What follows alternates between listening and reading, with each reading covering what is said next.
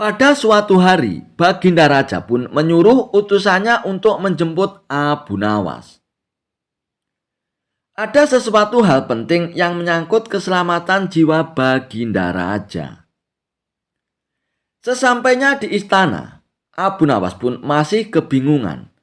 Ada apa gerangan Baginda Raja memanggilnya untuk datang ke istana? "Duduklah dekat denganku, Abu Nawas," ujar Baginda Raja.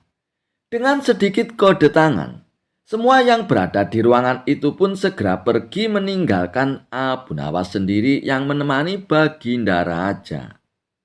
Sebegitu rahasiakah masalah Baginda Raja saat ini, sehingga tidak boleh ada yang menguping pembicaraan kita, Paduka, ujar Abu Nawas. "Begini, Abu Nawas, aku saat ini sedang dihadapkan oleh situasi yang rumit. Aku dituntut oleh pengadilan karena kelalaian memberi izin orang berdagang bendera, Abu Nawas," tutur Baginda Raja. "Apakah Paduka menerima suap dalam menerbitkan izin tersebut?" tanya Abu Nawas. "Tidak, Abu Nawas. Sebagaimana yang kau ketahui, bahwa tempo hari ada orang yang membakar bendera bertuliskan kalimat tauhid. Setelah ditangani oleh pihak yang berwajib, ternyata aku terseret kasus ini, Abu Nawas. Oleh sebab itu, aku mohon bantuanmu," ujar Baginda Raja. Mendengar penuturan Baginda Raja, sejenak Abu Nawas pun berpikir untuk mencari jalan keluar masalah tersebut.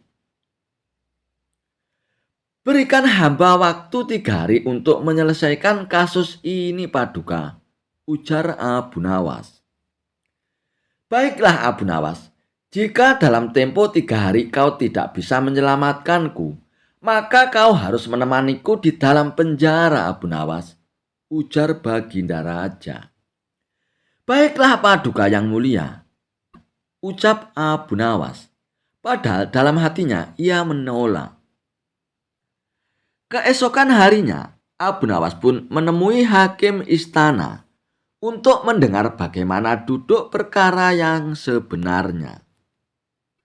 "Wahai hakim yang bijak, kenapa Baginda Raja sampai terbawa kasus pembakaran bendera?" tanya Abu Nawas.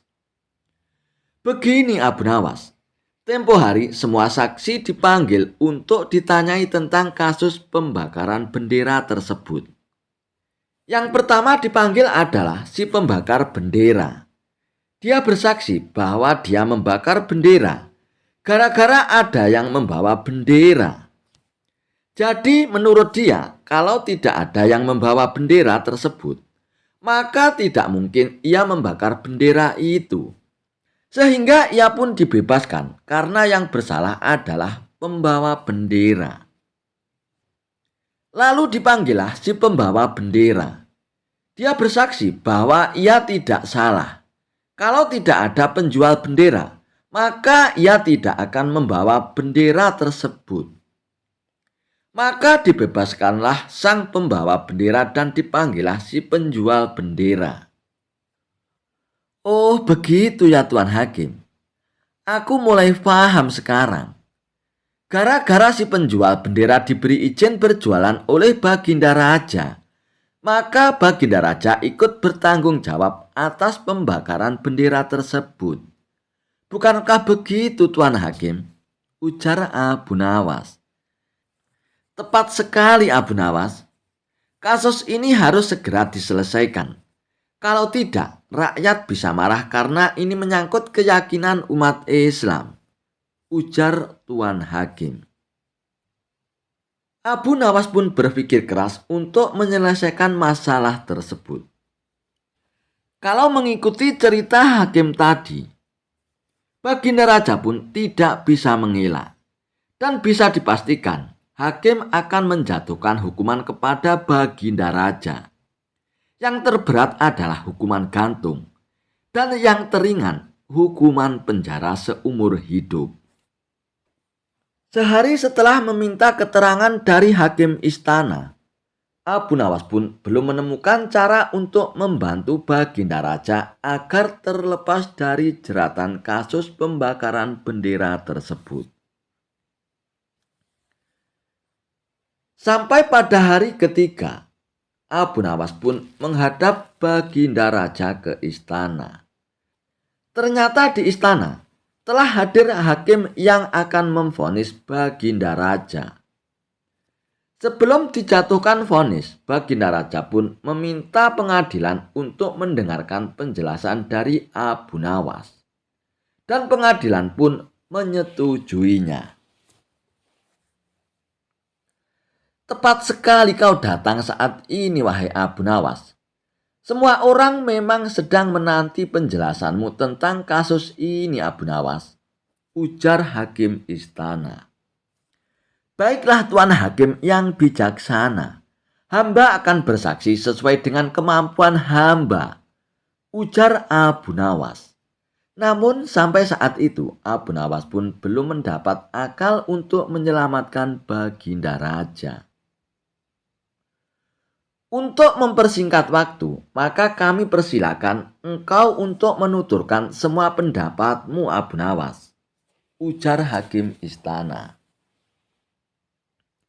Abu Nawas pun mengambil napas sejenak. Dan tiba-tiba ia pun mendapatkan ide yang cemerlang.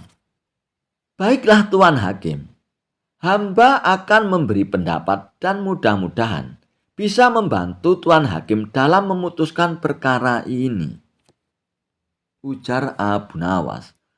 Oh silakan Abu Nawas, lanjutkanlah, kata Tuan Hakim. Baiklah Tuan Hakim, hamba akan mulai dari awal kejadian pembakaran bendera itu. Pertama, si pembakar bendera dibebaskan karena menurut dia, yang salah adalah si pembawa bendera. Yang kedua, si pembawa bendera dibebaskan karena menurut dia, yang salah adalah si penjual bendera. Dan yang ketiga, si penjual bendera membela diri karena dia berdagang bendera telah disetujui oleh Baginda Raja.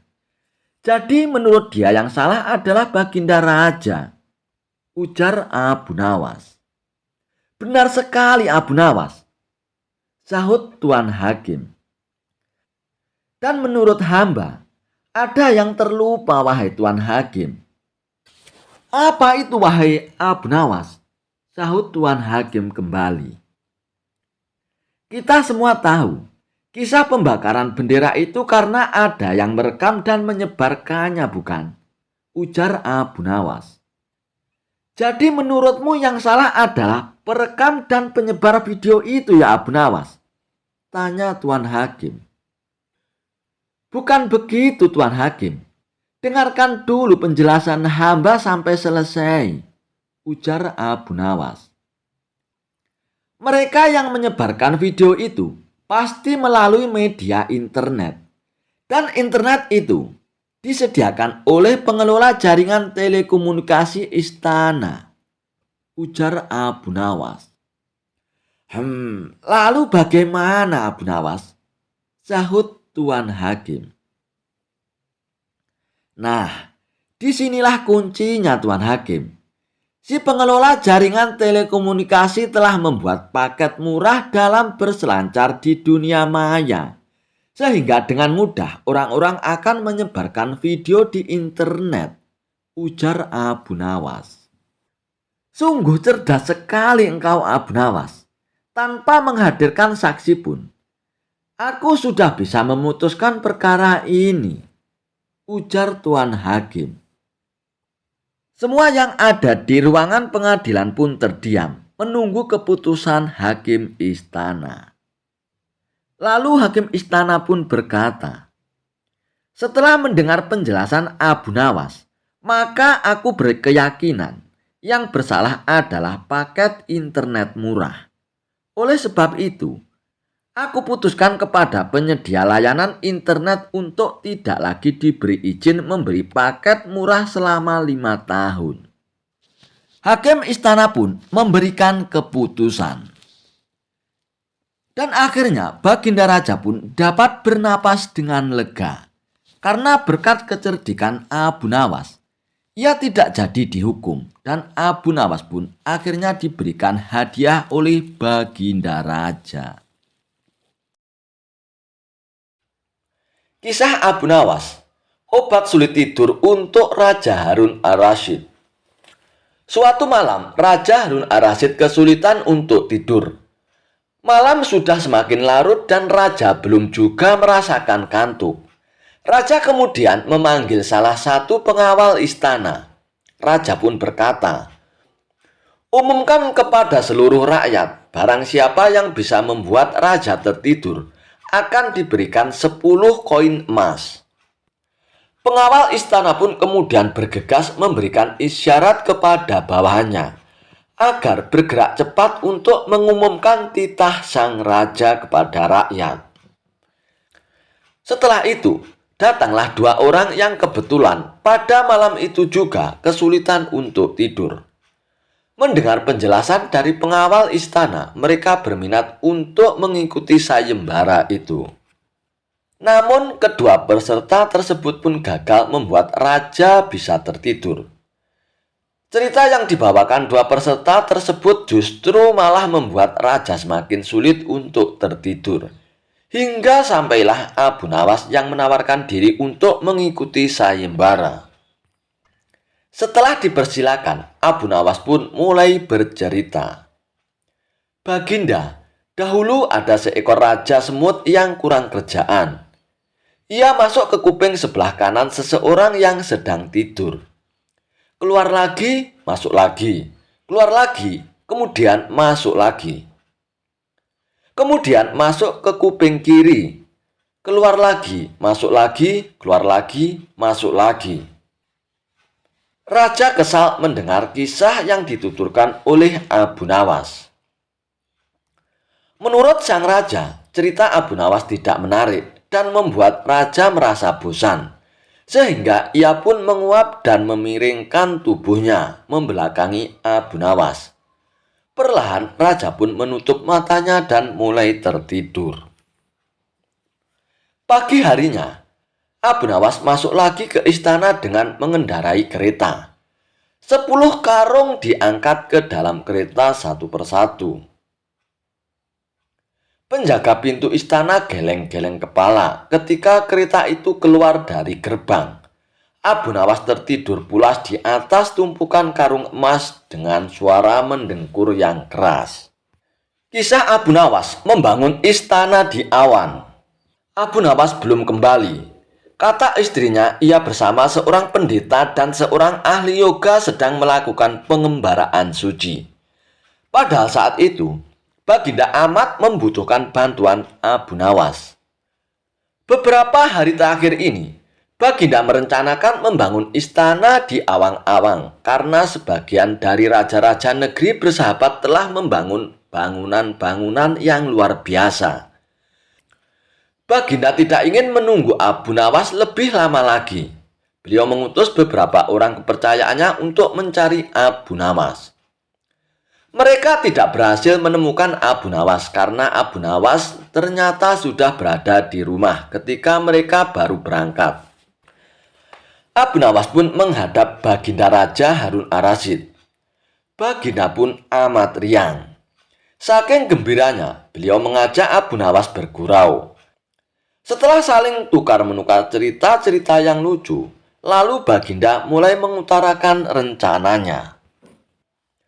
"Aku sangat ingin membangun istana di awang-awang, agar aku lebih terkenal di antara raja-raja yang lain. Adakah kemungkinan keinginanku itu terwujud, Abu Nawas?" Tanya Baginda Raja kepada Abu Nawas. "Tidak ada yang tidak mungkin dilakukan di dunia ini, Paduka," kata Abu Nawas berusaha mengikuti arahan pembicaraan Baginda Raja. "Kalau menurutmu hal itu tidak mustahil diwujudkan, maka aku serahkan sepenuhnya tugas ini kepadamu," kata Baginda puas. Abu Nawas pun terperanjat. Ia menyesal telah mengatakan kemungkinan mewujudkan istana di awang-awang. Tetapi nasi telah menjadi bubur. Kata-kata yang telah terlanjur didengar oleh Baginda tidak mungkin ditarik kembali. Baginda pun memberi waktu Abu Nawas beberapa minggu. Dan rasanya tak ada yang lebih berat lagi bagi Abu Nawas kecuali tugas yang diembannya. Jangankan membangun istana di langit, membangun sebuah gubuk kecil pun sudah merupakan hal yang mustahil dikerjakan. Hanya Tuhan sajalah yang mampu untuk melakukannya, gumam Abu Nawas dalam hatinya. Hari-hari berlalu seperti biasa, tak ada yang dikerjakan oleh Abu Nawas, kecuali memikirkan bagaimana membuat Baginda Raja yakin kalau yang dibangun itu benar-benar istana di langit. Seluruh ingatannya dikerahkan dan dihubung-hubungkan. Abu Nawas bahkan berusaha menjangkau masa kanak-kanaknya. Sampai ia teringat bahwa dulu ia pernah bermain layang-layang. Dan inilah yang membuat Abu Nawas girang. Abu Nawas tidak menyia-nyiakan waktu lagi. Ia bersama beberapa kawannya merancang layang-layang raksasa terbentuk persegi 4. Dan setelah selesai, baru Abu Nawas melukis pintu-pintu serta jendela-jendela dan ornamen-ornamen lainnya. Ketika semuanya telah selesai, Abu Nawas dan kawan-kawannya menerbangkan layang-layang raksasa itu dari suatu tempat yang dirahasiakan. Begitu layang-layang raksasa terbentuk, istana itu mengapung di angkasa. Penduduk negeri gempar, Baginda Raja girang bukan kepalang. Benarkah Abu Nawas berhasil membangun istana di langit? Dengan tidak sabar, beliau didampingi beberapa orang pengawal bergegas menemui Abu Nawas. Dan Abu Nawas pun berkata dengan bangga, "Paduka yang mulia, istana pesanan Paduka telah rampung," kata Abu Nawas merendah. "Engkau benar-benar hebat, Abu Nawas," kata Baginda memuji Abu Nawas. "Terima kasih Baginda yang mulia," kata Abu Nawas. "Lalu bagaimana caranya aku ke istana?" tanya Baginda Raja. "Dengan tambang Paduka yang mulia," kata Abu Nawas dengan tenangnya. "Kalau begitu, siapkan tambang itu sekarang. Aku ingin segera melihat istanaku dari dekat," kata Baginda tak sabar lagi. "Hamba Paduka yang mulia, hamba kemarin lupa memasang tambang itu sehingga seorang kawan hamba tertinggal di sana dan tidak bisa turun," kata Abu Nawas mulai berkelit. "Bagaimana dengan engkau sendiri, Abu Nawas? Dengan apa engkau turun ke bumi?" tanya Baginda Raja. "Dengan menggunakan sayap Paduka yang mulia," kata Abu Nawas dengan bangga. "Kalau begitu buatkan aku sayap supaya aku bisa terbang ke sana," kata Baginda Raja. "Paduka yang mulia, sayap itu hanya bisa diciptakan dalam mimpi," kata Abu Nawas menjelaskan. "Engkau berani mengatakan aku gila sepertimu?" tanya Baginda dan sambil melotot. "Ya Baginda, kurang lebih seperti itu," jawab Abu Nawas tangkas. "Apa maksudmu Abu Nawas?" tanya Baginda lagi. Baginda tahu bahwa membangun istana di awang-awang adalah pekerjaan yang mustahil untuk dilaksanakan. Tetapi Baginda tetap menyuruh hamba mengerjakannya. Sedangkan hamba juga tahu bahwa pekerjaan itu mustahil untuk dikerjakan. Tetapi hamba tetap menyanggupinya. Titah Baginda yang tidak masuk akal itu, kata Abu Nawas berusaha menjelaskan kepada Baginda Raja. Tanpa menoleh, Baginda Raja pun kembali ke istana diiringi para pengawalnya. Abu Nawas berdiri sendirian sambil memandang ke atas melihat istana terapung di. Kehebatan Abu Nawas menangkap matahari hingga mendapatkan hadiah emas batangan dari Baginda Raja. Dikisahkan, saat itu cuaca sangat panas karena teriknya matahari. Para penduduk Baghdad merasa panasnya matahari saat itu melebihi dari teriknya matahari sebelumnya. Baginda Raja Harun ar-Rasyid pun memanggil Abu Nawas untuk datang ke istana. Baginda Raja meminta Abu Nawas untuk menyelesaikan masalah suhu panas yang sedang tinggi tersebut. Wahai Abu Nawas, beberapa hari ini saya banyak pengaduan dari rakyatku Abu Nawas. Mereka mengeluhkan dengan panasnya terik matahari. Katanya panasnya kali ini tidak seperti biasanya. Hal inilah yang membuat mereka tak kuat berlama-lama bekerja di ladang Abu Nawas, tutur Baginda Raja. Lalu menurut Paduka sendiri, apa solusinya? Tanya Abu Nawas. Aku ada ide Abu Nawas. Bagaimana kalau matahari ditangkap saja? Dan orang yang pantas mengerjakan itu adalah kamu Abu Nawas, ujar Baginda Raja. Mendengar perintah Baginda Raja, Abu Nawas pun tertunduk lemas. Apa tidak ada cara lain, Paduka? Misalnya mereka diliburkan dulu di ladang, kata Abu Nawas mengusulkan. Tidak bisa, Abu Nawas.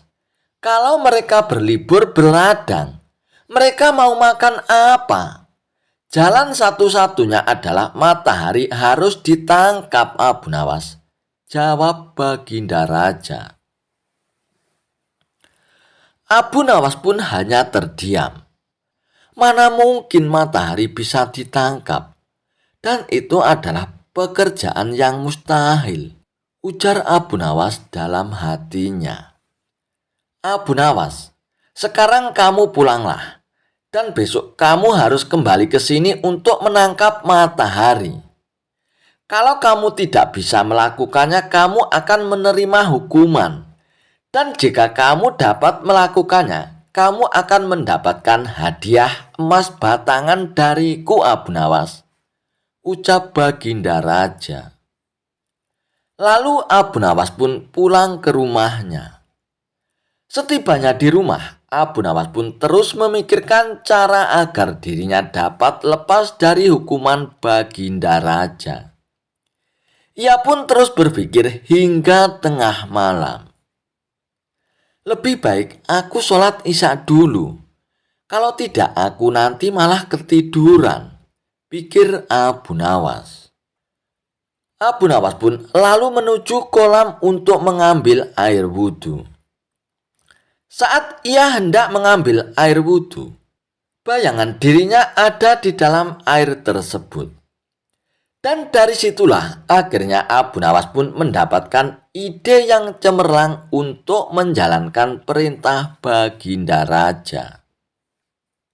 Dan keesokan harinya, dengan wajah ceria, Abu Nawas pun pergi ke istana menghadap Baginda Raja. Abu Nawas, apakah kamu sudah siap untuk menangkap matahari? Tanya Baginda Raja. Saya sudah siap, Paduka yang mulia. Tapi saya minta disediakan peralatan untuk menangkapnya, jawab Abu Nawas. Apa yang kau butuhkan, Abu Nawas? Katakan saja, nanti prajurit akan menyiapkannya, jawab Baginda Raja. Saya minta ember yang berisi air dan juga kantong besar yang tidak bocor, Paduka, pinta Abu Nawas. Setelah peralatan dipersiapkan, Abu Nawas pun mengajak salah satu menteri ke tengah lapangan. Wahai menteri, kamu lihatkan matahari itu, kata Abu Nawas sambil menunjuk bayangan matahari yang berada di dalam ember yang berisi air tersebut. Sekarang aku akan memasukkan ke dalam kantong ini, ucap Abu Nawas sambil memasukkan air yang berada di dalam ember tersebut. Kemudian menteri itu pun menghadap Baginda Raja untuk melaporkan kebenaran pekerjaan yang sudah dilakukan oleh Abu Nawas. Sang raja pun tentu belum percaya sebab panas matahari masih terasa menyengat. Baiklah menteri, sekarang perintahkan pada Abu Nawas untuk membungkus matahari itu dan membawakan kepadaku, kata Baginda Raja kepada menterinya. Abu Nawas pun lalu menghampiri Baginda Raja Harun ar-Rasyid dengan membawa kantong berisi air tersebut. Paduka yang mulia, mataharinya sudah aku tangkap dan sudah aku bungkus dalam kantong ini, tutur Abu Nawas. Coba kamu lihat keluar, Abu Nawas. Mataharinya masih ada dan aku juga masih merasakan panasnya, ucap Baginda Raja. Benar, Paduka yang mulia, tapi sesungguhnya itu matahari kedua, timpal Abu Nawas. Yang benar saja kamu, Abu Nawas. Apa maksudmu? Matahari di dunia ini hanya ada satu, sahut Baginda Raja. Paduka yang mulia, memang benar. Jadi, ketika matahari berhasil saya tangkap, dunia menjadi gelap gulita. Lalu Allah langsung menggantikannya dengan matahari yang baru, ujar Abu Nawas. Baginda Raja pun kemudian memastikan isi kantong besar tersebut berisi matahari atau bukan. Ia pun membuka kantong tersebut dan ternyata isinya hanya air. Abu Nawas, mana mataharinya? Kamu jangan mengada-ada dan mengerjai saya, Abu Nawas, ucap Baginda Raja. Wahai Paduka yang mulia, membukanya jangan di dalam ruangan, karena matahari paling tidak suka dengan ruangan tertutup. Pasti dia tidak akan menampakkan dirinya, Paduka, jawab Abu Nawas untuk beralasan. Maksudmu bagaimana, Abu Nawas? Tanya Baginda Raja. Matahari hanya mau menampakkan dirinya kalau dia melihat ada saudaranya di atas, Paduka, ujar Abu Nawas. Lalu Abu Nawas pun mengajak Baginda Raja ke tengah lapangan dengan membawa kantong yang berisi air tersebut. Nah, saya buka kantongnya, Baginda. Tuh kan, ada mataharinya, tutur Abu Nawas sambil menunjukkannya kepada Baginda Raja. Melihat hal itu, Baginda Raja pun hanya bisa geleng-geleng kepala dan mengakui kecerdikan Abu Nawas. Dan akhirnya, ia pun memberikan hadiah emas batangan kepada Abu Nawas. Kisah Abu Nawas mengerjai seorang tabib palsu.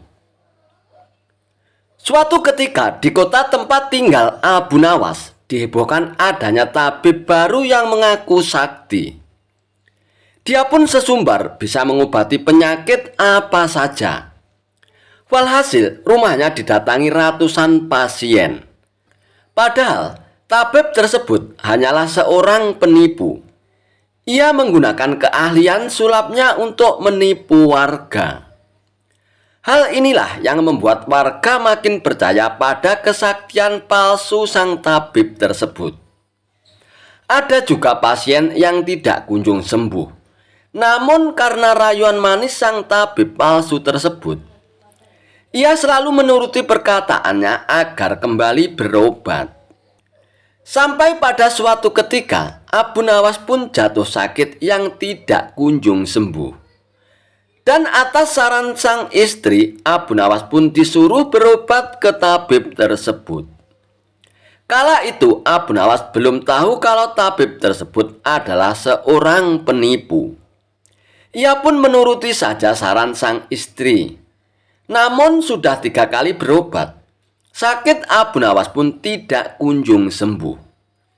Padahal sekali berobat bayarannya adalah 100 dinar. Dan Abu Nawas sudah menghabiskan uang 300 dinar tanpa ada sedikit pun tanda-tanda kesembuhan pada dirinya. Akibatnya Abu Nawas pun mulai curiga. Jangan-jangan tabib itu seorang penipu. Seiring berjalannya waktu, Abu Nawas pun sudah sehat seperti sedia kala. Lalu terbesit dalam benak Abu Nawas untuk mengerjai tabib palsu tersebut. Aku harus mendapatkan 300 dinarku dulu. Tapi bagaimana caranya ya? Tanya Abu Nawas dalam hatinya.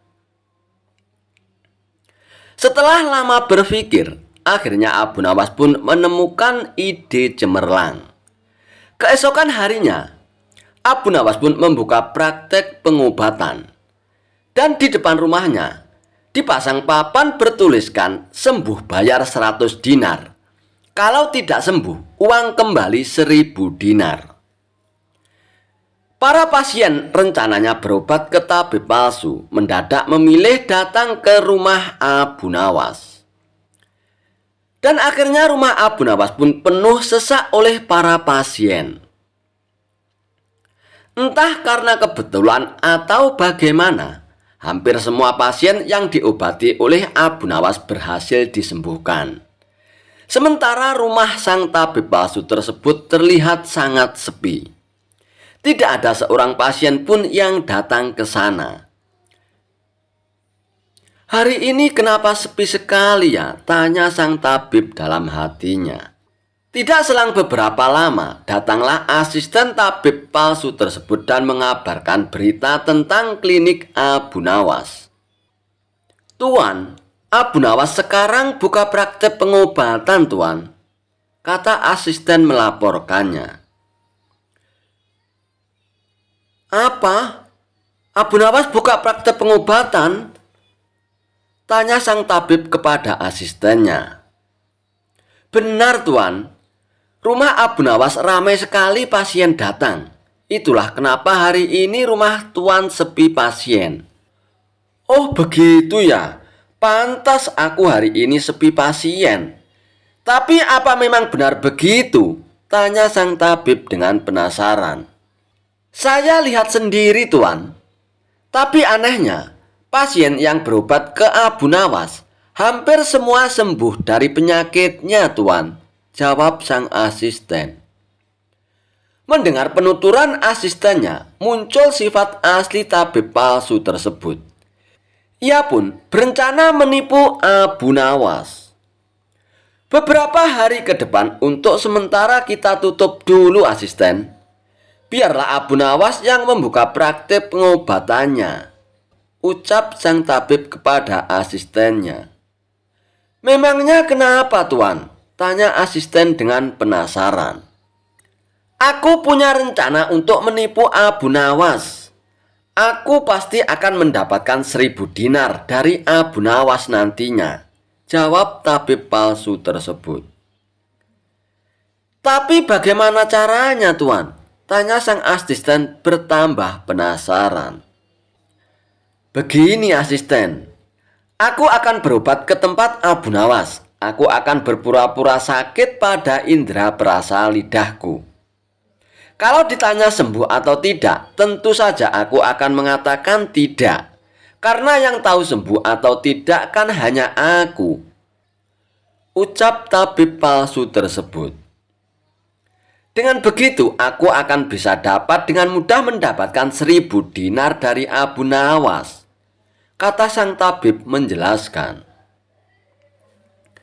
Singkat cerita, datanglah tabib palsu itu ke rumah Abu Nawas. "Hai Abu Nawas, aku ingin berobat kepadamu, Abu Nawas," kata sang tabib. "Bukankah engkau seorang tabib? Kenapa malah berobat kemari?" tanya Abu Nawas. "Ya, memang benar. Tapi di tempatku tidak ada obatnya, Abu Nawas. Makanya aku datang ke sini," jawab sang tabib. "Memangnya kamu sakit apa, tabib?" tanya Abu Nawas lagi. "Begini, Abu Nawas. Entah kenapa lidahku mati rasa. Aku tidak bisa merasakan apa-apa, Abu Nawas," kata sang tabib berpura-pura mengeluh. Akan tetapi, Abu Nawas menangkap firasat kurang baik. Ia yakin kalau tabib palsu itu hendak menipunya. "Aku tidak akan tertipu untuk yang kedua kalinya. Justru kedatanganmu sudah aku tunggu-tunggu, tabib," ucap Abu Nawas dalam hatinya. Lalu Abu Nawas pun menyuruh sang tabib untuk menunggu di ruang pengobatan. Abu Nawas pun pergi ke belakang dan segera memeras buah jeruk yang sangat asam dan menuangkannya ke dalam gelas. Lalu gelas tersebut diberikan kepada sang tabib. "Wahai tabib, Ini obatnya sudah jadi, minumlah sekarang, ucap Abu Nawas. Ketika sang tabib meminumnya, mukanya mendadak berkerut menahan rasa kejut. Kamu menipu aku ya Abu Nawas. Ini bukan obat, tapi air jeruk yang sangat kecut, Abu Nawas, kata sang tabib dengan emosi. Alhamdulillah, berarti lidamu sudah tidak lagi mati rasa, tabib. Sekarang bayarlah ongkosnya, yaitu 100 dinar, pinta Abu Nawas.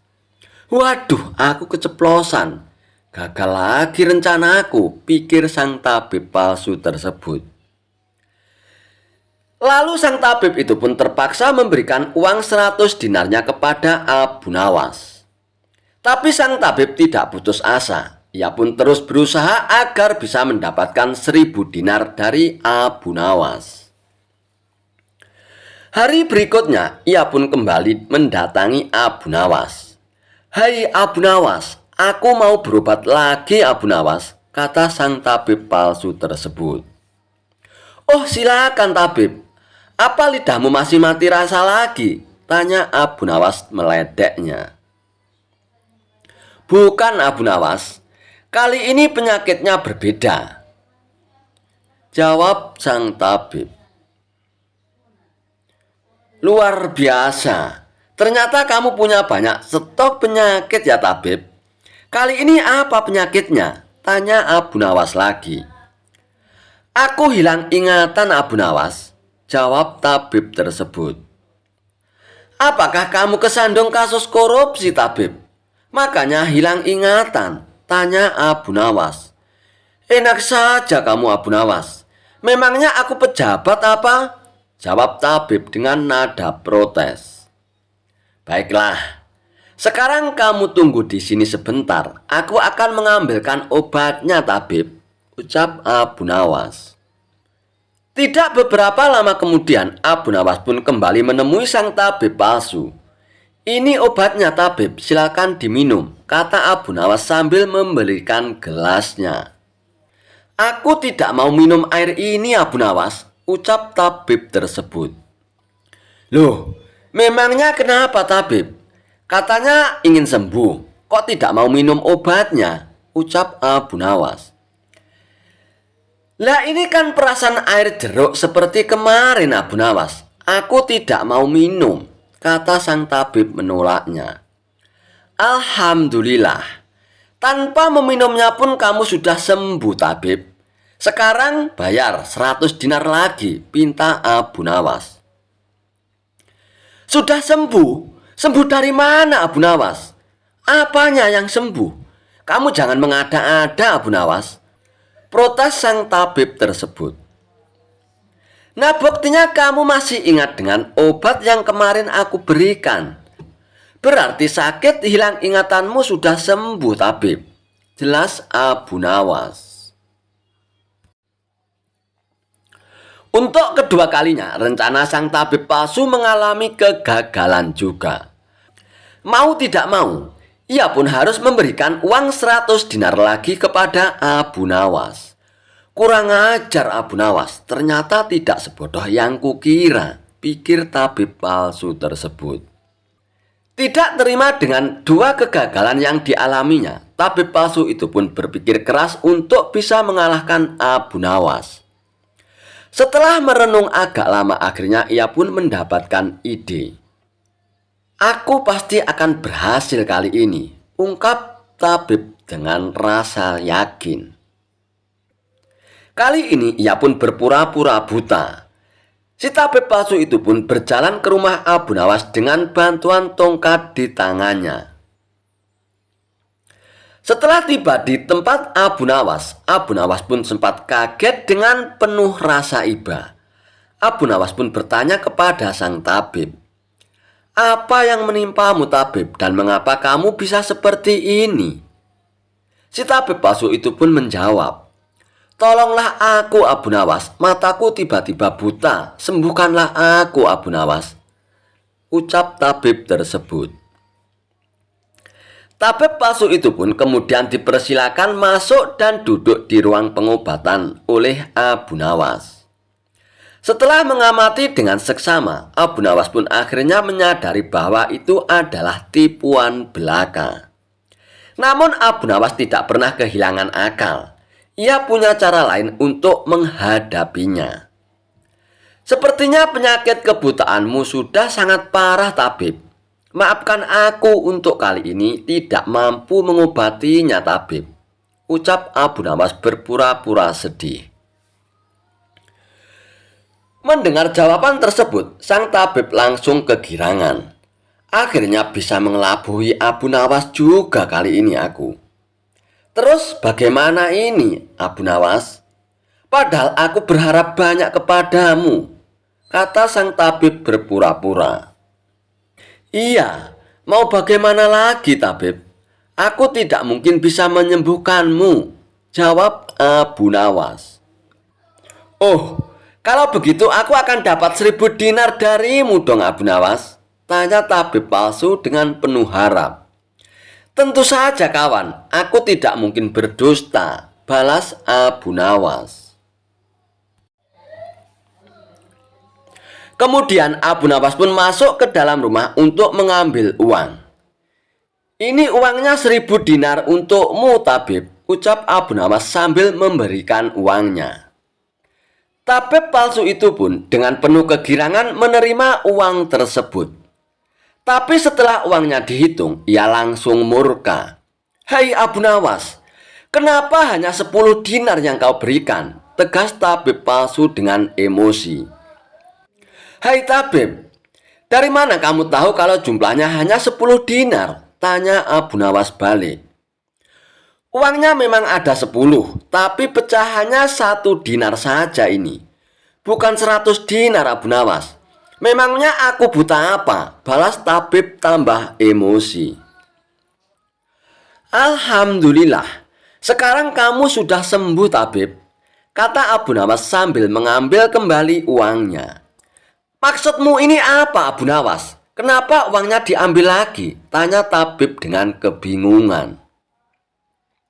Loh, kamu kan sudah sembuh. Sekarang sini bayar 100 dinar, pinta Abu Nawas. Sembuh apanya? Kamu jangan mengada-ada lagi, Abu Nawas, protes tabib tersebut. Bukankah kamu kesini katanya mengalami kebutaan? Tapi kamu bisa membedakan mana pecahan 1 dinar dan pecahan 100 dinar. Berarti matamu tidak buta lagi dan kamu sekarang bisa melihat, tabib, jelas Abu Nawas. Tabib palsu itu pun tidak bisa berkata apa-apa lagi. Ia pun terpaksa memberikan uang 100 dinar lagi kepada Abu Nawas. Dan ia pun akhirnya pergi dengan perasaan kecewa. Aku kapok berurusan dengan Abu Nawas, ucap si tabib palsu tersebut sambil ngeloyor. Kisah Abu Nawas antara sahabat dan keyakinan. Abu Nawas, kata Baginda Raja Harun Ar-Rasyid. Daulat Paduka yang mulia, jawab Abu Nawas. Aku akan berterus terang kepadamu bahwa kali ini engkau aku panggil bukan untuk kupermainkan atau aku perangkap. Tetapi aku benar-benar memerlukan bantuanmu, Abu Nawas, kata Baginda Raja. Apakah gerangan yang bisa hamba lakukan untuk Paduka yang mulia? Tanya Abu Nawas. Ketahuilah Abu Nawas, bahwa beberapa hari yang lalu aku mendapat kunjungan dari negeri sahabat. Kebetulan rajanya beragama Yahudi. Raja itu adalah sahabat karibku hingga begitu berjumpa denganku, dia langsung mengucapkan salam secara Islam. Aku tidak menduga sama sekali. Tanpa pikir panjang, aku membalas salamnya sesuai dengan ajaran agama kita, yaitu kalau mendapat salam dari orang yang tidak beragama Islam, hendaklah dijawab dengan wassalamualaikum atau kecelakaan bagi kamu. Dan tentu saja dia merasa tersinggung. Dia menanyakan mengapa aku tega membalas salamnya yang penuh dengan doa keselamatan dengan jawaban yang mengandung kecelakaan. Saat itu sungguh aku tak bisa berkata apa-apa selain diam. Dan pertemananku dengan dia selanjutnya tidak berjalan sebagaimana mestinya. Aku berusaha menjelaskan bahwa aku hanya melaksanakan apa yang dianjurkan oleh ajaran agama Islam.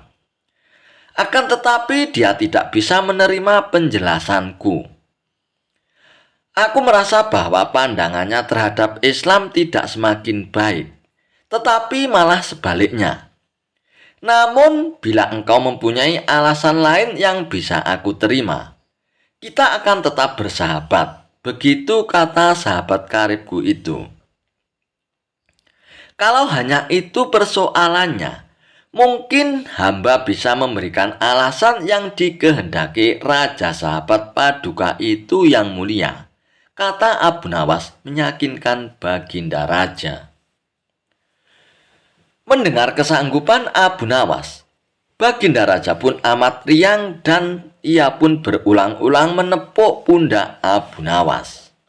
Wajah Baginda Raja yang semula gundah gulana, seketika itu juga berubah menjadi cerah. Cepat katakan wahai Abu Nawas, jangan biarkan aku menunggu, kata Baginda Raja tak sabar. Baginda yang mulia, memang sepantasnya lah kalau Raja Yahudi itu menghaturkan ucapan salam keselamatan dan kesejahteraan kepada Baginda. Karena ajaran Islam memang menuju keselamatan dari siksa api neraka dan kesejahteraan menuju surga.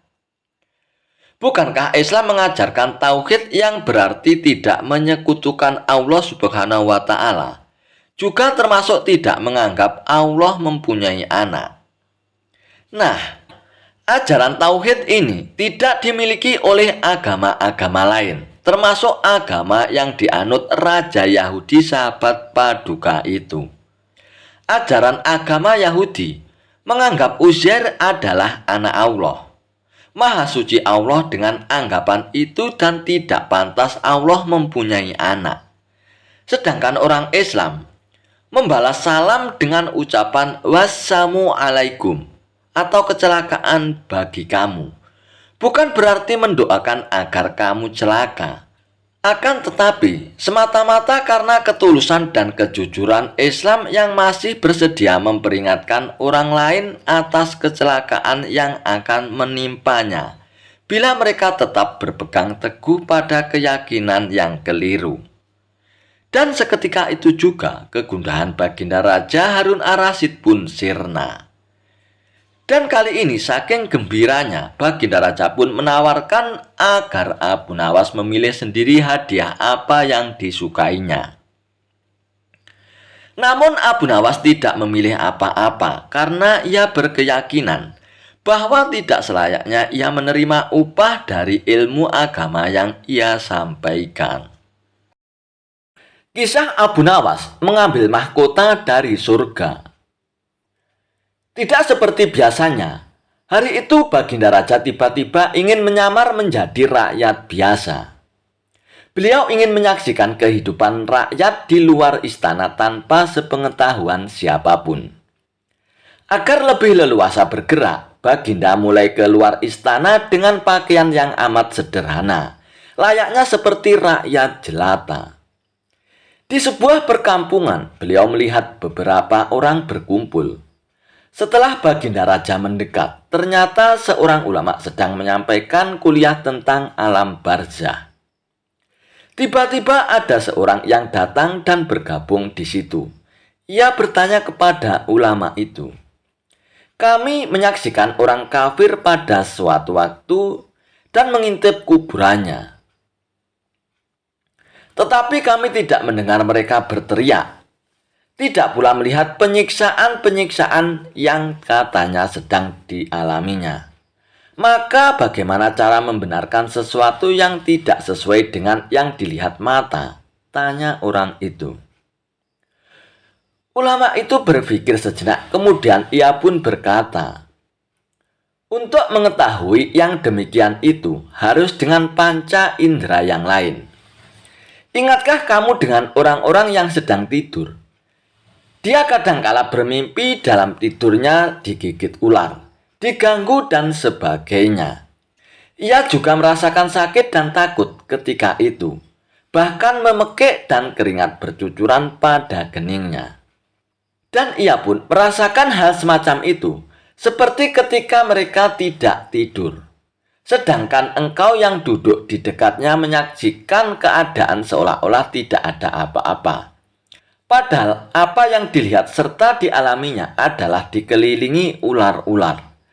Maka jika masalah mimpi yang remeh saja sudah tidak mampu mata lahir melihatnya, mungkinkah engkau bisa melihat apa yang terjadi di alam barzah? Jelas sang ulama. Baginda Raja pun terkesan dengan penjelasan ulama itu, dan Baginda pun masih ikut mendengarkan kuliah tersebut.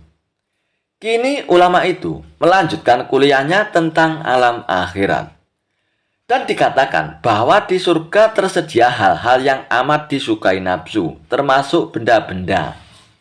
Salah satunya benda-benda itu adalah mahkota yang amat luar biasa indahnya. Tak ada yang lebih indah dari barang-barang di surga karena barang-barang itu tercipta dari cahaya. Saking indahnya, maka satu mahkota jauh lebih bagus dari dunia dan isinya. Baginda Raja pun makin terkesan. Lalu beliau pun pulang kembali ke istana. Sesampainya di istana, Baginda Raja sudah tidak sabar lagi ingin menguji kemampuan Abu Nawas. Akhirnya, Baginda Raja pun memerintahkan menterinya untuk memanggil Abu Nawas menghadapnya. Setelah Abu Nawas menghadap Baginda Raja pun bertitah, "Aku menginginkan engkau sekarang juga berangkat ke surga, Abu Nawas. Kemudian bawakan aku sebuah mahkota surga yang katanya tercipta dari cahaya itu. Apa engkau sanggup, Abu Nawas?"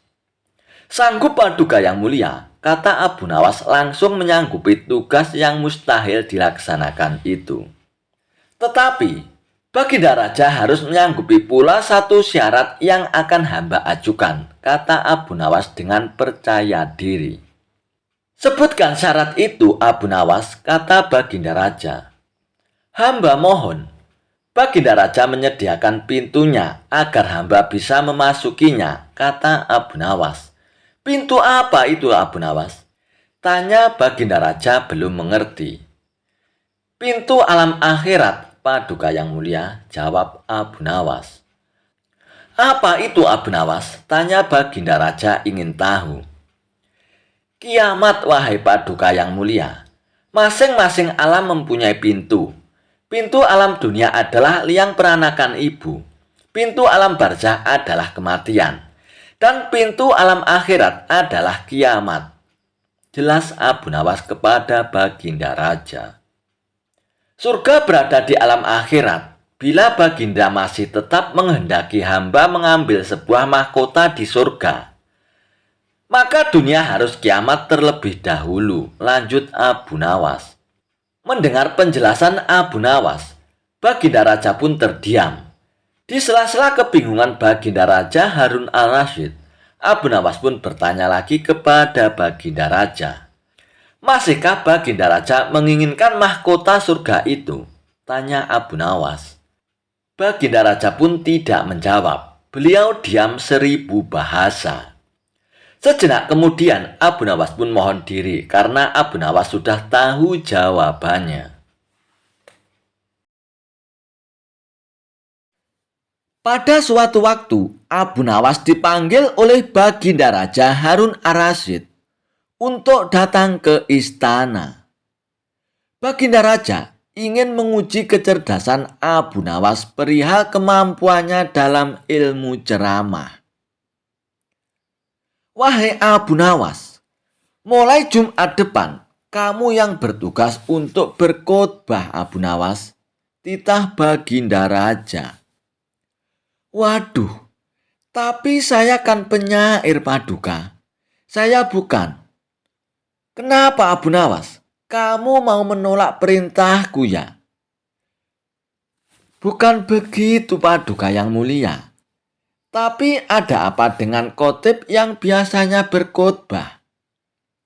Tapi aku mau mendengar khotbah darimu, Abu Nawas. Memangnya tidak boleh ya? Tapi apalagi Abu Nawas?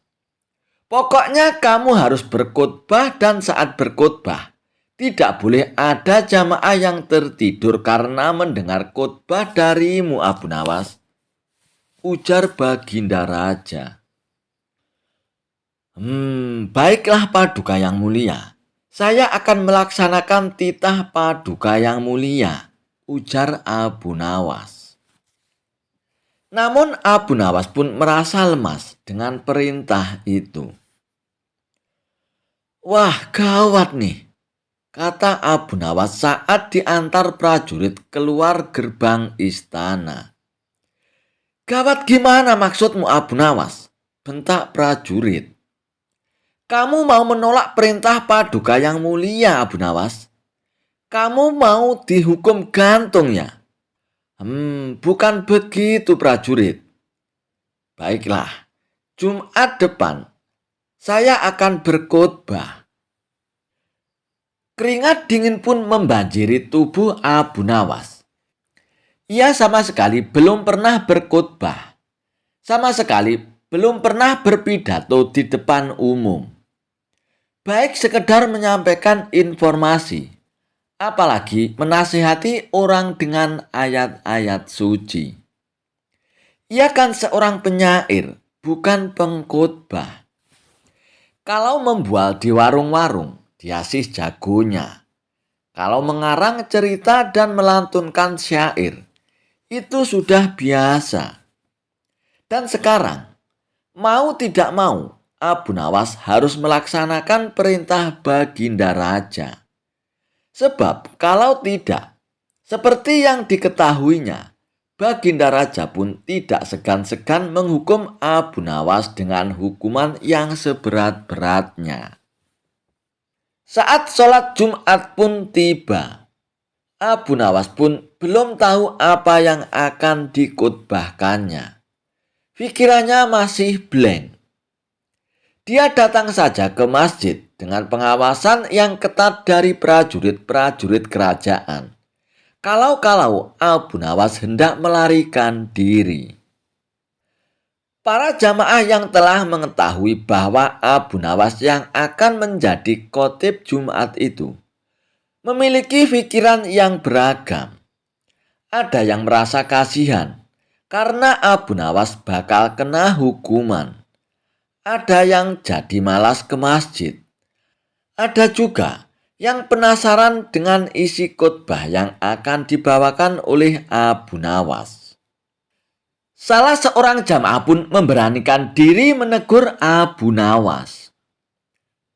Hai Abu Nawas, nanti akan bawakan tema apa saat berkhotbah? Belum tahu juga saya. Mau bawa temakan apa nantinya? Memangnya kamu bisa ya Abu Nawas?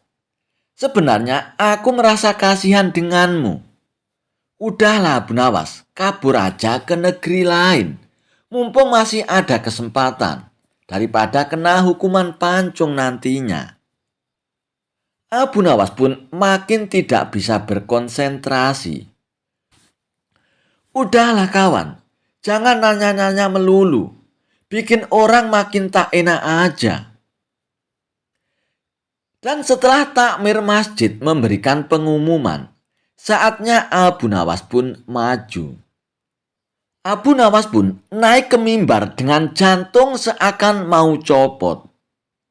Keringat pun membanjiri wajahnya, seolah setiap saat dia habis berwudu. Mata para jamaah pun menatap tajam ke arah Abu Nawas. Mereka memandang seakan telah tiba malaikat maut menunggu perintah untuk mencabut nyawanya.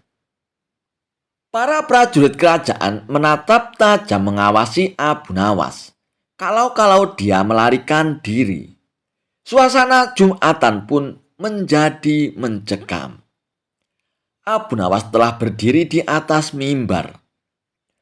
Assalamualaikum warahmatullahi wabarakatuh. Jamaah pun menjawab dengan kompak dan penuh dengan konsentrasi. Tidak seperti Jumat sebelumnya, ternyata jamaah masjid pun membeludak. Banyak juga jamaah yang berdatangan dari daerah lain. Jamaah pun melober hingga ke gerbang istana. Karena mereka sangat penasaran bakal seperti apa khotbah yang akan dibawakan oleh Abu Nawas. Muadzin pun melantunkan azan. Dan di saat inilah Abu Nawas mendapatkan sebuah ide yang cemerlang tentang materi khotbahnya. Dan setelah mengucapkan pujian-pujian kepada Allah Subhanahu wa Ta'ala dan sholawat atas Nabi, Abu Nawas pun melanjutkan khotbahnya. Saudara-saudara sekalian, hadirin sidang Jumat yang dimuliakan Allah. Pada Jumat kali ini, apakah para hadirin tahu apa yang akan saya sampaikan? Jamaah pun kompak mengatakan tidak tahu. Abu Nawas pun menggebrak mimbar. Kok tidak tahu? Jamaah pun tercengang, begitu pula dengan Baginda Raja. Prajurit kerajaan pun semakin bersiaga. Jadi untuk apa khotib berdiri di sini kalau tidak ada yang tahu? Percuma saja dan sia-sia, tidak akan ada gunanya, lanjut Abu Nawas.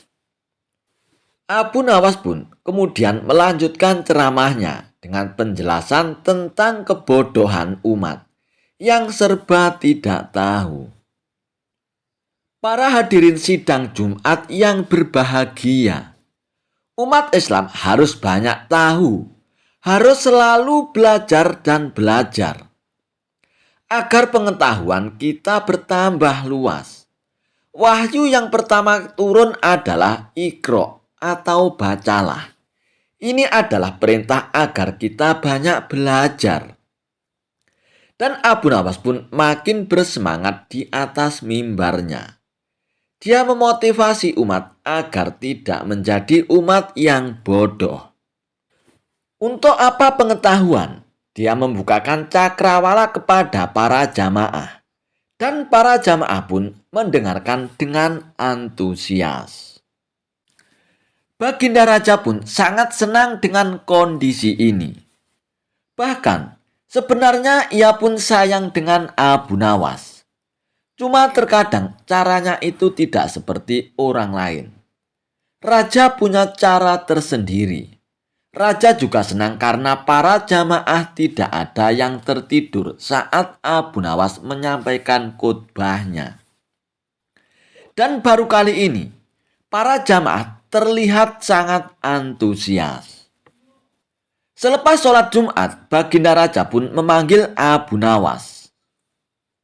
Wahai Abu Nawas, Jumat depan kamu lagi yang berkhotbah. Loh, kan sudah Paduka yang mulia. Hamba sudah menjalankan titah Paduka yang mulia sesuai dengan permintaan Paduka. Kilah Abu Nawas. Pokoknya harus Abu Nawas. Apa kamu mau digantung? Dan Abu Nawas pun tidak bisa mengelak dari perintah Baginda Raja. Dan ternyata Baginda Raja pun tidak mau kalah cerdik dengan Abu Nawas. Dia ingin kembali menguji seberapa cerdasnya Abu Nawas. Baginda Raja pun kemudian mengatur para jamaahnya. Kalau Abu Nawas bertanya yang sama saat berkhotbah, maka para jamaah pun disuruh menjawab tahu. Abu Nawas pun naik ke mimbar lagi. Kali ini dia menggunakan jurus yang sama. Abu Nawas sudah tidak tegang lagi. Wajahnya pun penuh dengan senyuman. Dia merasa berada di atas angin. Hadirin sidang Jumat yang diberkahi Allah Subhanahu wa Ta'ala. Apakah kalian tahu apa yang akan saya khutbahkan? Jamaah pun menjawab, tahu. Alhamdulillah. Bagus. Inilah yang dinanti-nantikan oleh para pemimpin umat sejak lama. Inilah yang diimpikan oleh baginda Nabi kita, Muhammad Shallallahu Alaihi Wasallam. Maka ditambahkan lagi di sana dan di sini tentang kondisi umat yang mulai maju tingkat peradabannya.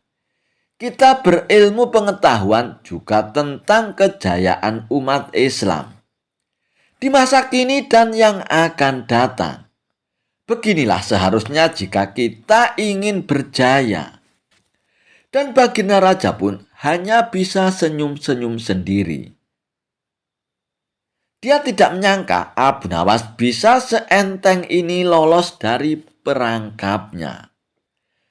Tetapi dia pun senang juga karena para jamaah tidak ada yang tertidur sama sekali.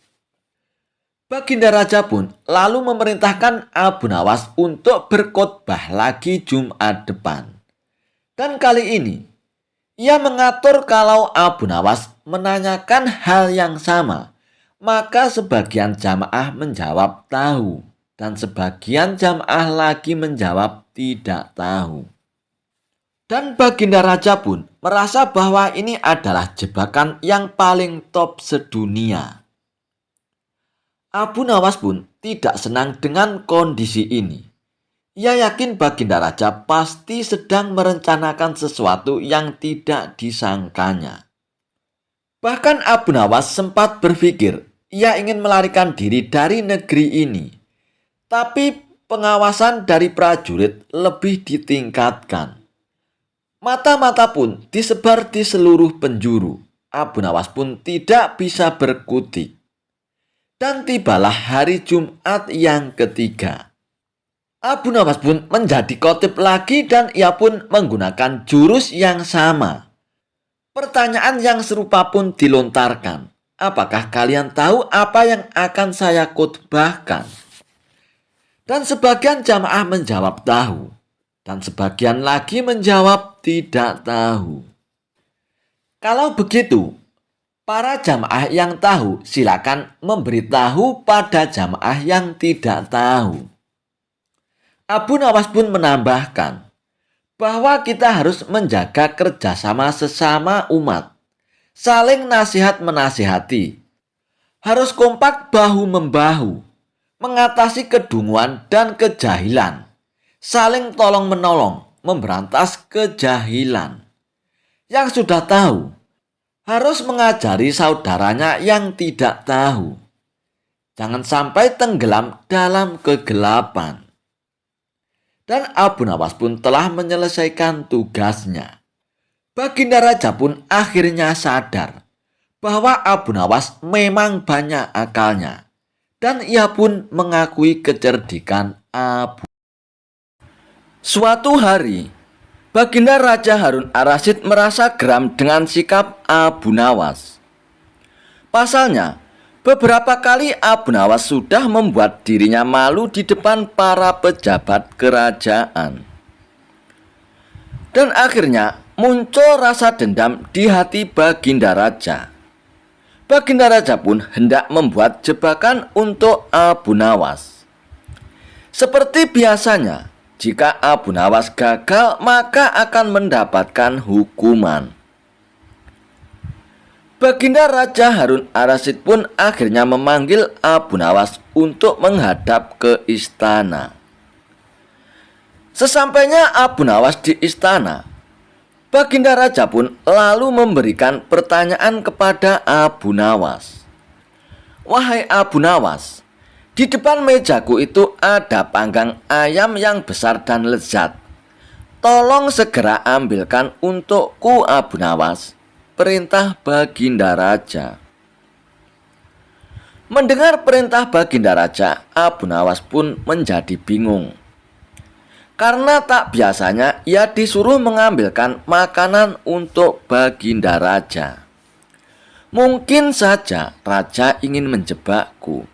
Aku harus waspada, kata Abu Nawas dalam hatinya. Lalu Abu Nawas pun menuruti perintah Baginda Raja. Ia pun mengambil panggang ayam itu untuk diberikan kepada Baginda Raja. Namun sebelum Abu Nawas memberikan panggang itu kepada Baginda Raja, Baginda Raja pun berkata, "Abu Nawas, di tangan kamu itu ada sepotong panggang ayam yang lezat. Silakan dinikmati Abu Nawas," perintah Baginda Raja. Mendengar perintah Baginda Raja, Abu Nawas pun semakin kebingungan. Di tengah-tengah kebingungan Abu Nawas, tiba-tiba Baginda Raja pun berkata lagi,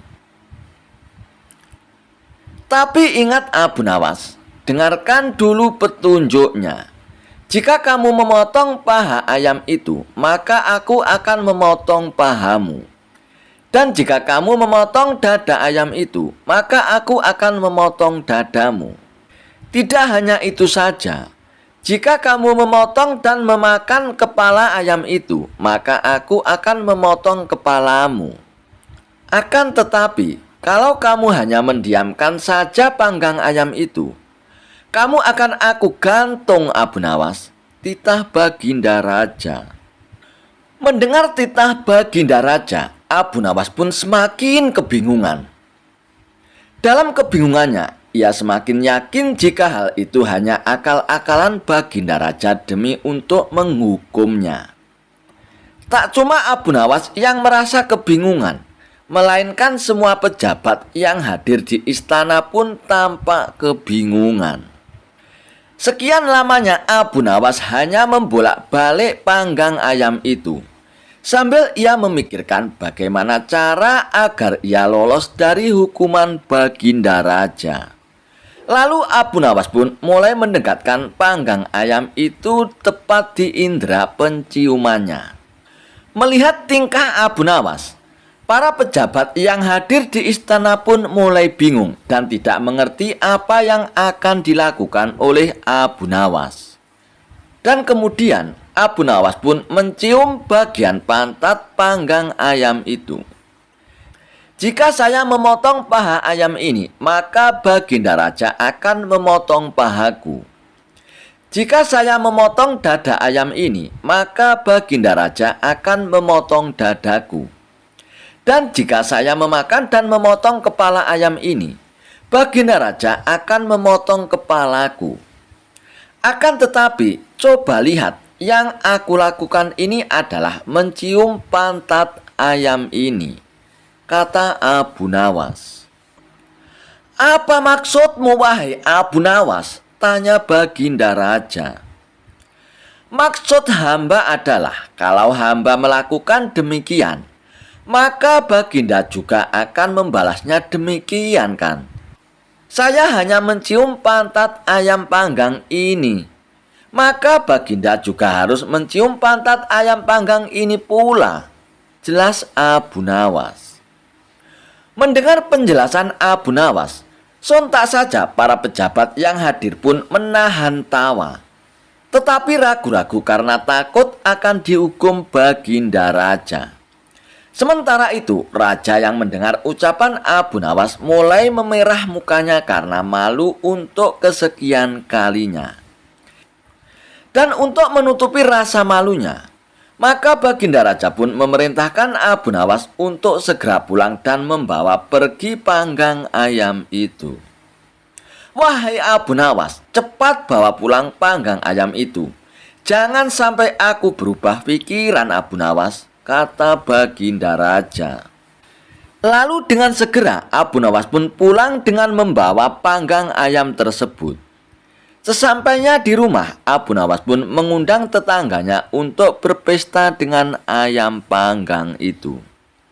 Dan untuk kesekian kalinya, Abu Nawas pun kembali lolos dari hukuman Baginda Raja. Tidak hanya itu, ia pun sukses mempermalukan Baginda Raja Harun Ar-Rasyid di depan para pejabat kerajaan. Abu Nawas dianggap menjadi nabi palsu. Dikisahkan, Baginda Raja telah mengangkat penasihat istana yang baru. Namun dengan keberadaan penasihat ini, membuat Abu Nawas sulit sekali untuk menemui Baginda Raja. Penasihat istana yang baru itu memang tidak suka dengan Abu Nawas, sehingga segala cara ia lakukan agar Abu Nawas menjauh dari Baginda Raja. Abu Nawas pun menangkap gelagat yang tidak beres dengan perilaku penasihat istana yang baru tersebut. Hingga pada suatu hari, Abu Nawas kedatangan seorang tamu yang sedang ditimpa masalah. Tanah dan rumahnya telah dirampas oleh penasihat yang baru tersebut. Dan kini ia hendak meminta keadilan agar tanah dan rumahnya bisa kembali lagi. "Kenapa dia melakukan itu padamu, Tuan?" tanya Abu Nawas. "Penasihat itu adalah tetanggaku, Abu Nawas. Rumahku berdampingan dengan rumahnya. Namun ketika ia hendak membangun rumahnya lagi yang lebih megah, ia merampas tanah dan rumahku hanya untuk memperluas bangunan rumahnya. Dan katanya ini semua ia lakukan demi kepentingan kerajaan."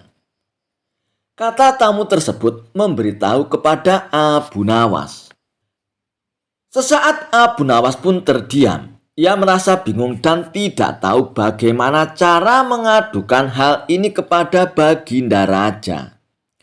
Sedangkan saat ini untuk menemui Baginda Raja sangatlah sulit. Itu semua dikarenakan ulah daripada penasihat istana yang baru tersebut.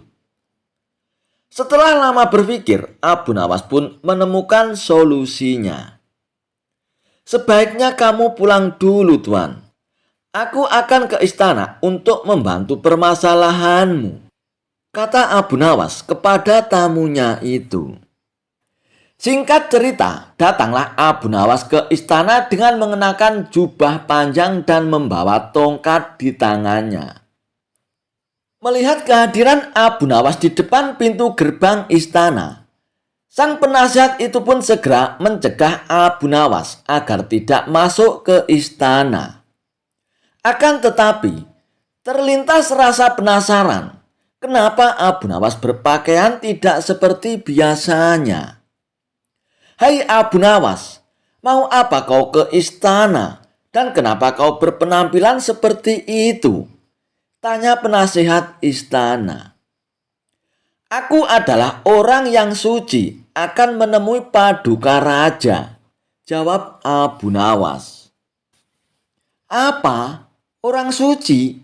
Maksudmu sekarang kau menjadi seorang nabi ya?" tanya penasihat istana. "Sudahlah Tuan penasihat, beritahu kepada rajamu bahwa orang suci akan menghadapnya," kata Abu Nawas. Dan tiba-tiba terlintas di benak penasihat istana itu akan sebuah rencana jahat untuk memfitnah Abu Nawas. "Baiklah Abu Nawas, kali ini aku bolehkan masuk ke istana," kata penasihat istana itu. Maka diantarlah Abu Nawas menghadap Baginda Raja. Sesampainya di hadapan Baginda Raja, sang penasihat itu pun langsung melancarkan rencana jahatnya. "Wahai Paduka yang mulia, Abu Nawas sekarang telah mengaku sebagai seorang nabi, Paduka. Dia mengatakan bahwa dia adalah orang suci," lapor penasihat itu kepada Baginda Raja. Spontan saja Baginda Raja pun terkejut mendengarnya. "Apa benar begitu, wahai Abu Nawas?" "Kau jangan macam-macam, Abu Nawas. Aku bisa saja menghukummu dengan hukuman mati, Abu Nawas, karena kau berani mengaku-ngaku sebagai seorang nabi," bentak Baginda Raja. Abu Nawas pun hanya tersenyum dan berkata, "Yang pasti aku adalah orang suci, Paduka," balas Abu Nawas dengan berlagak seperti seorang nabi. Akan tetapi Baginda Raja menangkap ada maksud lain dari semua perilaku Abu Nawas ini. Ia tahu bahwa apa yang dilakukan Abu Nawas semata-mata agar Abu Nawas bisa bertemu dengan Baginda Raja. Sementara itu, penasihat istana itu pun segera memanfaatkan situasi ini untuk mencari muka di hadapan Baginda Raja. Ia pun berpura-pura ikut emosi dengan pengakuan Abu Nawas sebagai seorang nabi itu. Niatnya ia ingin memamerkan kepada Baginda Raja bahwa ia bisa dengan mudah menjebak Abu Nawas. Jadi benarkah kau ini seorang nabi, Abu Nawas? Kalau kau Nabi Ibrahim, pasti punya mukjizat. Ketika dimasukkan ke dalam api, maka api akan menjadi dingin. Untuk membuktikannya, kami ingin membakarmu. Jika api tidak menyentuh kulitmu sedikit pun, maka kami akan beriman kepadamu, kata penasihat istana. Itu terlalu mudah. Dan lagian, orang yang membakar Nabi Ibrahim adalah orang yang tidak mempercayai Allah. Apakah kamu termasuk orang seperti itu? Tanya Abu Nawas. Ya bukanlah, Abu Nawas. Aku mengimani Allah sebagai Tuhanku, jawab penasihat istana.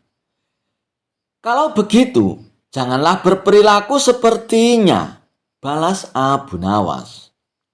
Lalu kau siapa? Kau Nabi Musa ya? Coba lemparkan tongkatmu. Kalau kau memang Nabi Musa, maka tongkatmu itu pasti akan berubah menjadi ular, kata penasihat istana. Nabi Musa melakukan itu kan kepada orang kafir. Apakah kamu termasuk sebagai orang kafir juga? Tanya Abu Nawas. Ya tidaklah, Abu Nawas. Aku bukan orang kafir. Aku adalah orang yang mengimani Allah, jawab penasihat. Kalau begitu, jangan meminta kepadaku hal itu, balas Abu Nawas. Lalu siapa sebenarnya kamu ini, Abu Nawas? Nabi Isa ya? Yang aku tahu, Nabi Isa bisa menghidupkan orang yang sudah mati. Bisakah kau tunjukkan mukjizatmu itu? Kata penasihat istana. Baiklah, aku akan buktikan kepadamu, balas Abu Nawas. Oh, jadi sekarang kamu mengaku sebagai Nabi Isa ya? Ayo buktikan kepada kami mukjizatmu itu, Abu Nawas, perintah penasihat istana. Oh, tentu saja, aku akan buktikan. Pertama-tama, aku akan membunuhmu dengan tongkatku ini. Kalau kau sudah mati, nanti dalam sekejap aku akan menghidupkanmu kembali, ucap Abu Nawas. Mendengar itu, penasihat istana itu pun merasa takut. Dan ia pun lari menjauh dari Abu Nawas.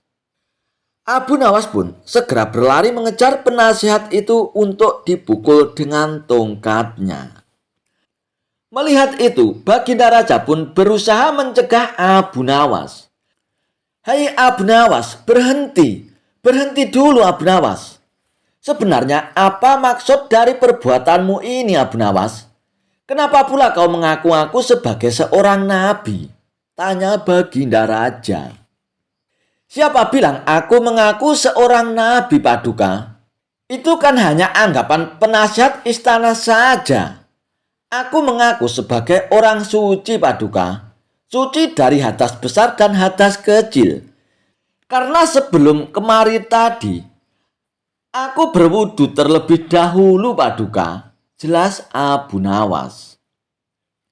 Lalu apa maksudmu melakukan hal ini, Abu Nawas? Tanya Baginda Raja. Bukankah beberapa minggu ini Paduka merasakan bahwa hamba tidak pernah lagi ke istana? Itu semua dikarenakan ulah penasihat istana Paduka yang selalu mencegah hamba untuk menemui Paduka yang mulia. Dan dia juga telah berlaku zalim kepada tetangganya, Paduka. Dia telah merampas rumah dan tanah tetangganya demi untuk membangun rumahnya agar lebih luas dan megah, tutur Abu Nawas. Begitu mendengar laporan tersebut, Baginda Raja pun langsung mengecek kebenarannya. Dan ternyata semua yang dikatakan oleh Abu Nawas benar adanya.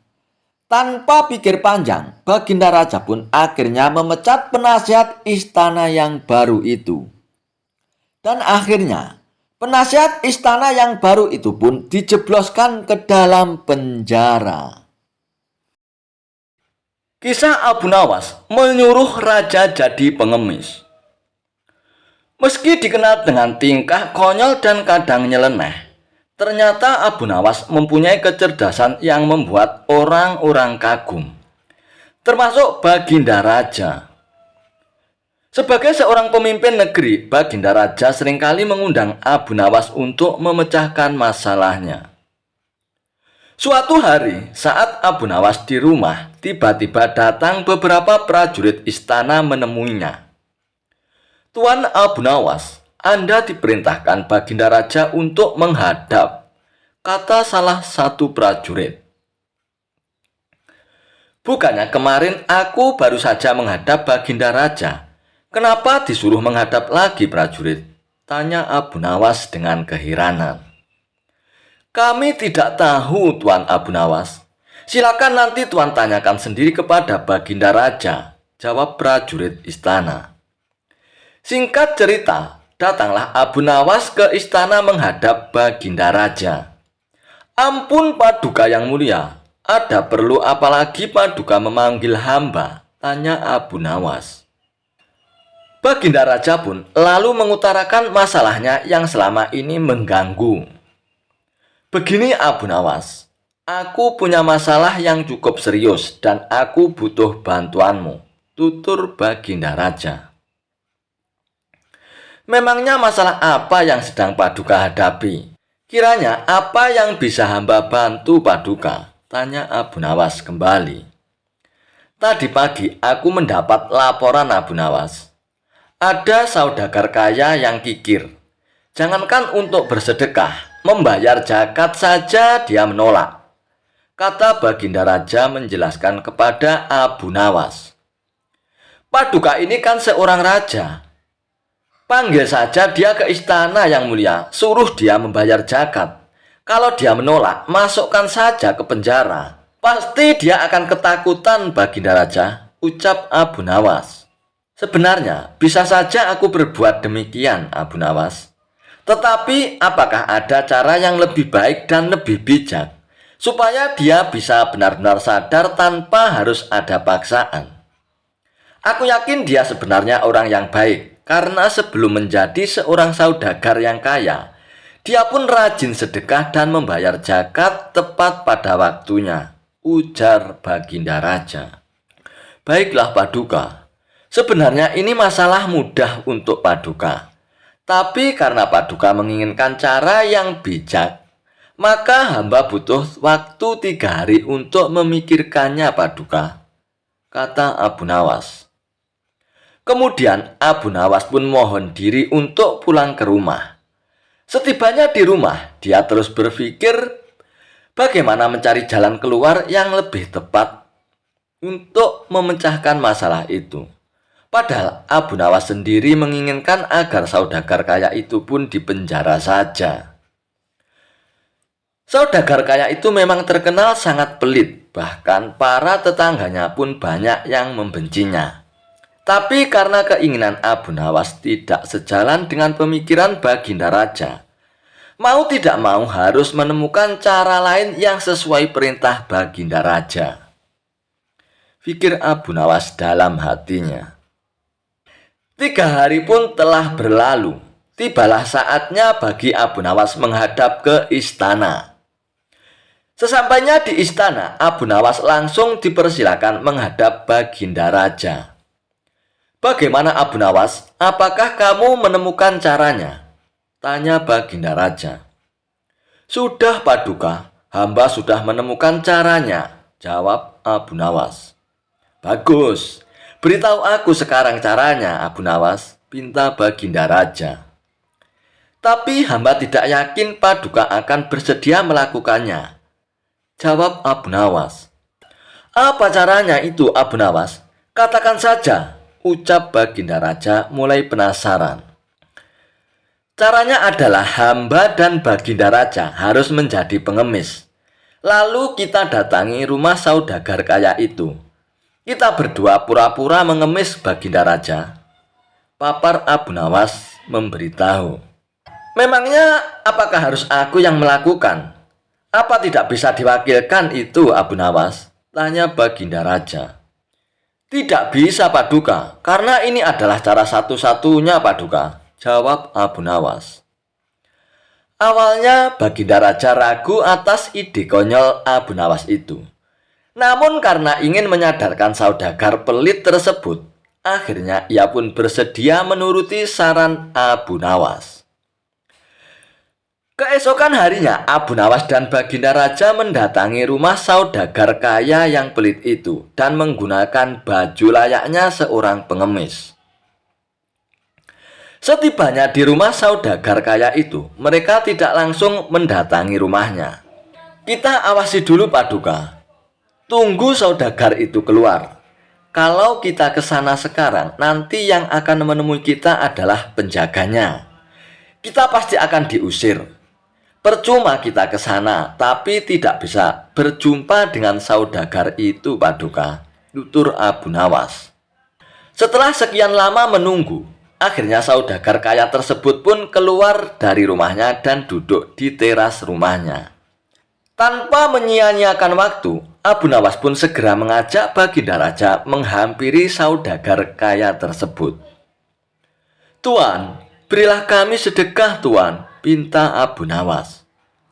Tidak ada, aku tidak punya uang receh, balas saudagar kaya itu dengan nada ketus.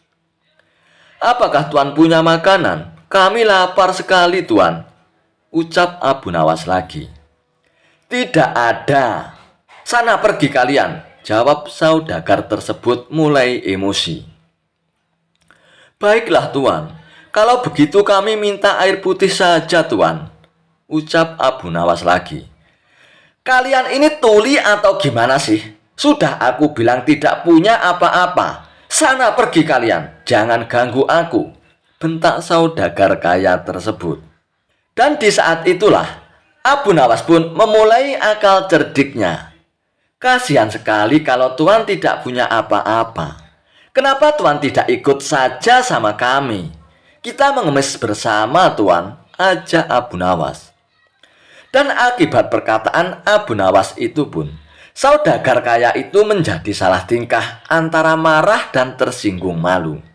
Bercampur aduk menjadi satu. Ia pun terdiam untuk beberapa saat. Tiba-tiba terlintas di benaknya ingatan masa lalunya. Dahulu dia adalah orang miskin, tapi rajin bersedekah. Namun sekarang setelah kaya raya justru menjadi orang yang kikir. Wajahnya yang tadi terlihat galak, kini malah tertunduk lesu. Bagaimana? Apakah Tuan memilih jadi orang miskin atau orang kaya? Kalau masih ingin jadi orang kaya, jangan lupa bersedekah dan berzakat, Tuan. Kalau tidak mau sedekah, mengemis sajalah seperti kami, Tuan, tutur Abu Nawas.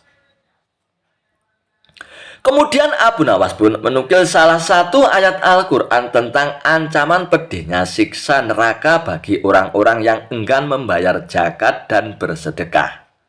Dan seketika itu juga saudagar tersebut langsung meneteskan air mata. Astagfirullahaladzim, aku khilaf, telah berbuat zalim, kata saudagar kaya itu dengan sesegukan. Siapa sebenarnya kalian ini? Kalian telah menyadarkan kesalahanku. Mari masuklah ke dalam, aku akan memberikan kalian makanan, ajak saudagar kaya tersebut. Tidak perlu Tuan, kami datang ke sini bukan untuk mengemis, tapi untuk menyadarkanmu Tuan, sahut Abu Nawas. Kemudian Abu Nawas dan baginda raja pun menunjukkan jati diri yang sebenarnya. Dan betapa kagetnya saudagar kaya itu karena ternyata orang yang ada di hadapannya adalah rajanya sendiri. Saudagar kaya itu pun langsung duduk bersimpuh memohon maaf kepada baginda raja. Dan sejak kejadian tersebut, akhirnya saudagar kaya ini pun rajin sedekah dan taat membayar zakat. Kisah Abu Nawas menginap di rumah pencuri hingga membuatnya tobat. Kecerdikan Abu Nawas mengerjai seorang pencuri seakan tidak ada habisnya. Kali ini dia kembali mengerjai seorang pencuri saat hendak beraksi di rumahnya. Suatu malam, saat sedang tidur pulas, Abu Nawas dikagetkan suara berisik dari ruang tengah rumahnya. Kemudian ia pun turun dari tempat tidurnya dan beringsut menuju pintu kamar untuk mengintip. Dia pun mengintip melalui lubang kunci dan dilihatnya ada seorang pencuri sedang memasukkan barang-barang miliknya ke karung besar. Hampir semua barang-barang di ruang tengah rumahnya diambil tanpa tersisa sedikit pun. Setelah selesai dengan aksinya, sang pencuri pun memangkul karung besar yang berisi barang-barang curian itu ke atas bahunya, lalu kabur lewat jendela. Melihat hal itu, Abu Nawas sengaja membiarkannya. Ia tidak berteriak minta tolong ataupun menghardik si pencuri, karena ingin membuatnya kapok tanpa harus menggunakan kekerasan. Ketika si pencuri sudah berjalan keluar rumah dengan membawa barang-barang curian, diam-diam Abu Nawas mengikutinya dari belakang. Setelah menempuh perjalanan lumayan jauh, si pencuri terlihat kelelahan. Bagaimana tidak, sebab barang-barang curian yang dibawanya pun sangat banyak. Dan akhirnya sampailah si pencuri di depan rumahnya. Dia segera masuk dan beristirahat. Saking capeknya, pencuri itu pun sampai lupa menutup pintunya kembali. Sehingga dengan mudah Abu Nawas pun ikut masuk ke rumah sang pencuri. Tak lama kemudian si pencuri mulai membuka karung dan mengambil barang-barang hasil curiannya. Dimulai dari barang berharga sampai barang-barang rumah tangga seperti gelas, piring, hingga mangkok. Si pencuri pun lalu meletakkan semua barang-barang tersebut sesuai dengan tempatnya, seolah baru pindahan rumah. Sementara itu, Abu Nawas terus mengamati dari belakang sambil duduk santai. Merasa curiga ada orang di sekitarnya, si pencuri pun menoleh ke belakang. Dan betapa kagetnya dia melihat Abu Nawas ada di dalam rumahnya. "Kenapa kau di sini?" tanya si pencuri setengah ketakutan. "Kamu tidak tahu ya, rumahku sekarang di sini," jawab Abu Nawas. "Kenapa kok bisa begitu? Ini kan rumahku," balas si pencuri. "Kalau kemarin ini memang rumahmu, tapi sekarang sudah jadi rumahku karena aku sudah pindah ke sini," ujar Abu Nawas. "Pindah? Pindah bagaimana maksudmu?" tanya si pencuri kebingungan. "Coba lihat semua barang di rumah ini. Semuanya adalah milikku. Jadi rumah ini adalah milikku," jelas Abu Nawas. "Kalau kamu mengusirku, aku akan berteriak bahwa kamu telah mencuri barang-barangku. Dan aku akan memukulimu," ancam Abu Nawas. Dikarenakan tidak ingin memperpanjang masalah, si pencuri pun membiarkan Abu Nawas menetap tinggal di rumahnya. Dan selama seminggu menetap di sana, Abu Nawas pun selalu menghabiskan roti yang disediakan oleh pencuri untuk dimakan. Belum lagi susu dan madu yang disimpan di lemarinya, dilahap habis oleh Abu Nawas. Selama itu pula setiap hari si pencuri terpaksa tidur dengan menahan rasa lapar. "Kalau begini, bukan aku yang merampok, tapi dia yang merampok semua makananku," pikir si pencuri merasa kesal. Esok harinya, si pencuri menghampiri Abu Nawas. "Tuan, bagaimana caranya supaya Tuan kembali ke rumah Tuan?" tanya si pencuri. "Sudah dibilangi aku sudah pindah di sini. Sekarang ini adalah rumahku. Buktinya barang-barangku ada di sini semua," tegas Abu Nawas. "Jadi kalau aku kembalikan semua barang-barang ini ke rumah Tuan, Tuan juga akan kembali ya?" tanya si pencuri. "Tentu saja, kalau di sini sudah tak ada barang-barangku. Jadi ini bukan rumahku lagi," balas Abu Nawas. Akhirnya, dengan susah payah si pencuri itu pun mengembalikan barang-barang ke rumah Abu Nawas. Dan sejak saat itulah Abu Nawas pun tidak lagi berada di rumah pencuri. Si pencuri pun tobat dan kini menjadi lebih tenang. Ia tidak ingin lagi berurusan dengan Abu Nawas.